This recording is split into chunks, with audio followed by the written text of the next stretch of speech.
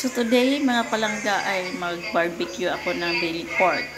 At yan po yung aming lunch for today. Ayan, so ito po yung aking ingredients. Nilagyan po siya ng oyster sauce, lime, and garlic, onions, and I na-mix ko na po siya lahat-lahat sa aking mga ingredients. Nilagyan ko rin po pala siya ng sesame oil para po mabango ang kalabasan ng ating pag-barbecue nito. Ayan.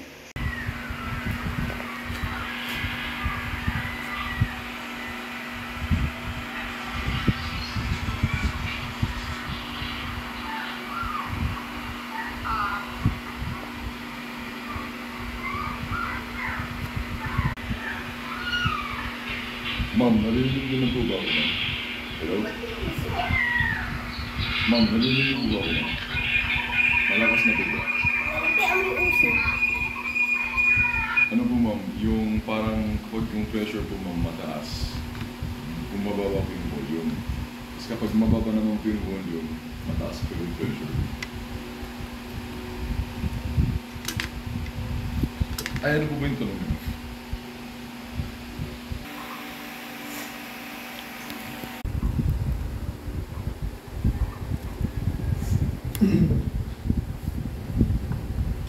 So, ano po siya. Barbecue po tayo ngayon. Sa mainit ng panahon.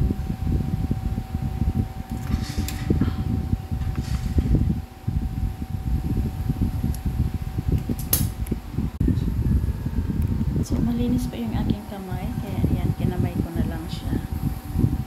Yan.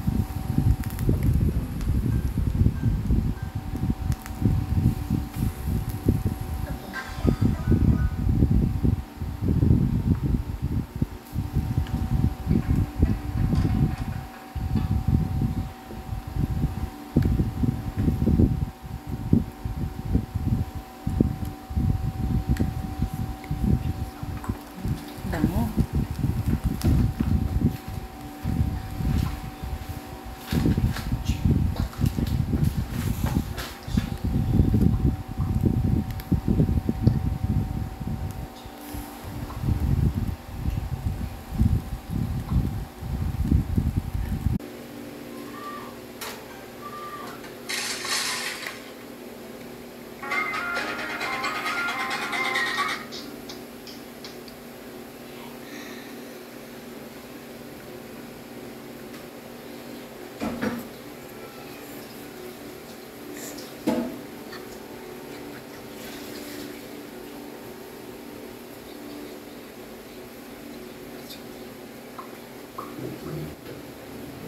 High cholesterol? Drink Del Monte Heart Smart with Retofol that helps lower cholesterol.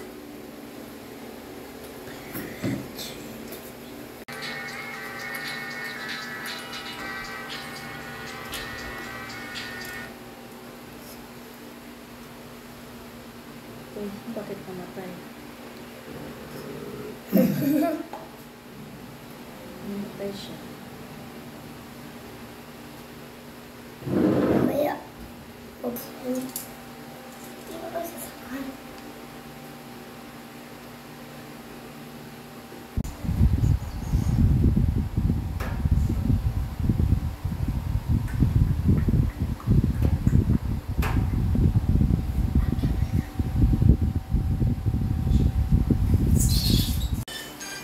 Wow, mga palangga, as in, ang bilis po niyang maluto talaga. Ayan.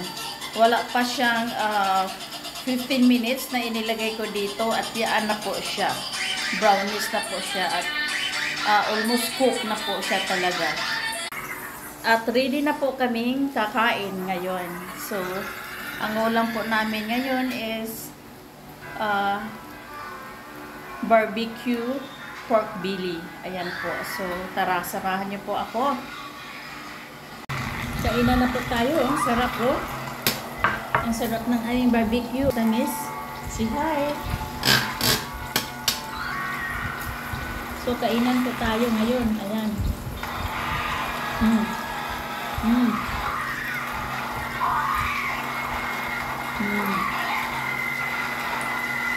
Super sarap.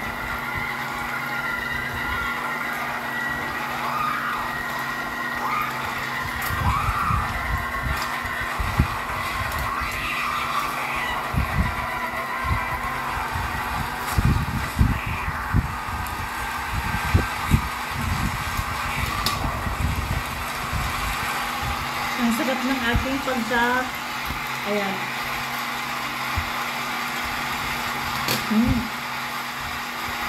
Like to subscribe. Sarap. Like and subscribe. Then. Sarap. Grabe. Ang daming kain sa dito eh. Sobrang sarap. Malalaba na naman yung inyong dungkay.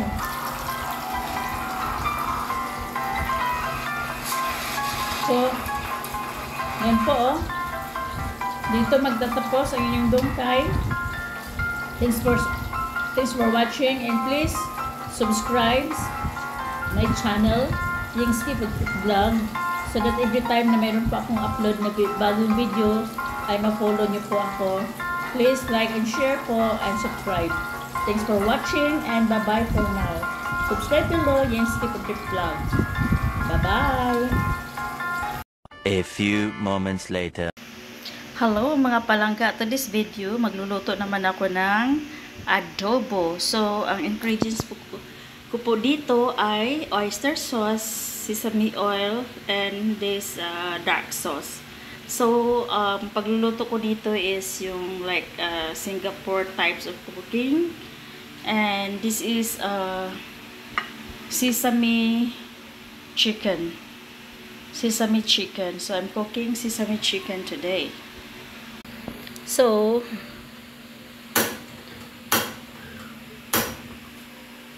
I light up my pot and now I'm just now I'm gonna use sesame oil to fry this chicken because I'm cooking sesame chicken. So this is my sesame oil. So I'm gonna put this.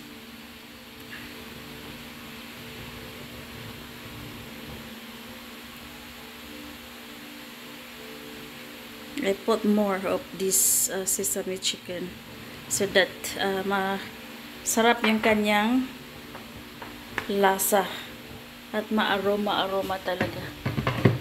Ayan. So, ilagay ko lang yung aking ginger. Ayan, ginger. Malinis po yung aking kamay. Important thing is laging malinis ang inyong kamay every time maghawak kayo ng food. Then, i-fry lang po natin yung ating ginger. Napaka aroma po ang amoy ng sesame oil at saka yung ginger. Ayan. Hintayin lang natin na mag brown yung kulay niya, and then ilagay ko naman yung aking garlics. Ayan po yung garlics. Ayan.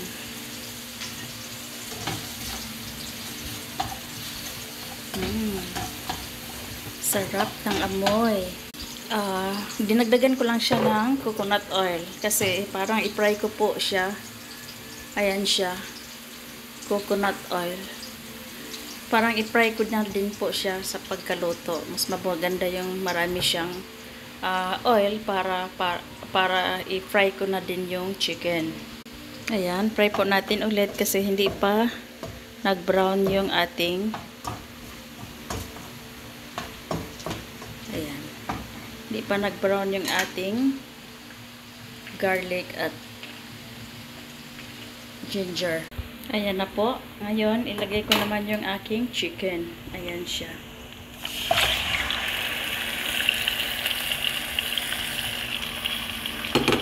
Again, i-fry.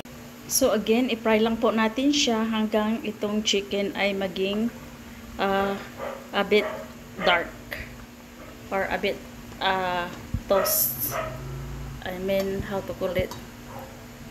Ma-fried lang po siya ng turn lang po siya ng dark brown. So, pwede na po siya.